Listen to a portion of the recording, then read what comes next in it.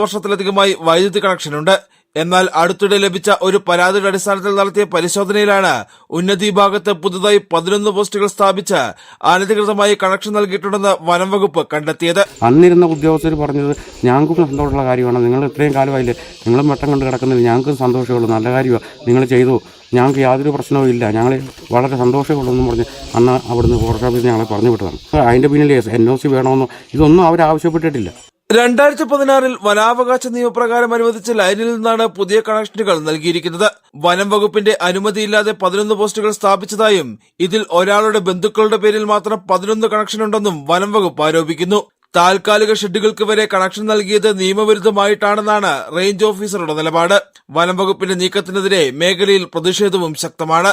കർഷകരെ അകാരണമായി ദ്രോഹിക്കുന്ന നിലപാടാണ് വനം വകുപ്പിന്റേതെന്ന് ഭരണ പ്രതിപക്ഷ പാർട്ടികളുടെ നിലപാട്. വരും ദിവസങ്ങളിൽ വനം വകുപ്പിന്റെ നടപടിക്കെതിരെ പ്രത്യക്ഷ പ്രതിഷേധത്തിനൊരുങ്ങുകയാണ് 24 കുടുംബങ്ങളും വിവിധ രാഷ്ട്രീയ കക്ഷികളും. ജനം, ഇടുക്കി.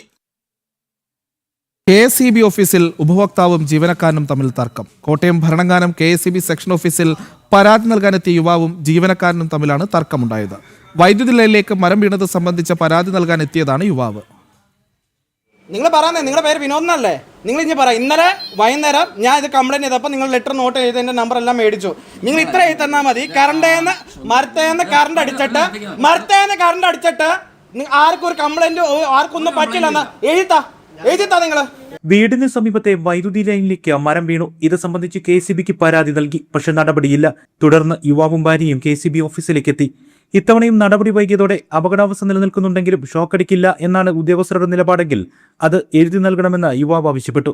ഇതോടെ KSEB ജീവനക്കാരനും യുവാവുമായി വാക്കുതർക്കമുണ്ടായി. അല്ല, ഇന്നലെ പറഞ്ഞ അങ്ങനെയല്ലോ, രാവിലെ ഒന്ന് ശരിയാക്കി തരും.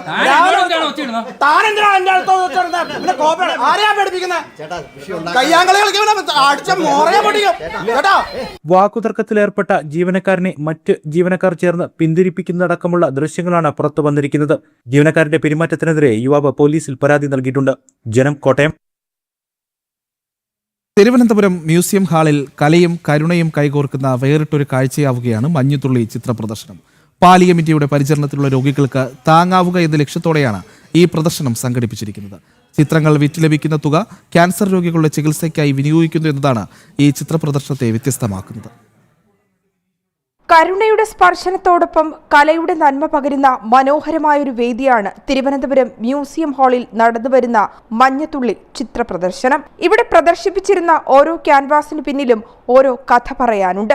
സമൂഹത്തിന്റെ കരുതലും പങ്കാളിത്തവും ശക്തിപ്പെടുത്തി രോഗബാധിതരായ മനുഷ്യരുടെയും അവരുടെ കുടുംബങ്ങളുടെയും ജീവിതത്തിൽ പ്രതീക്ഷയുടെ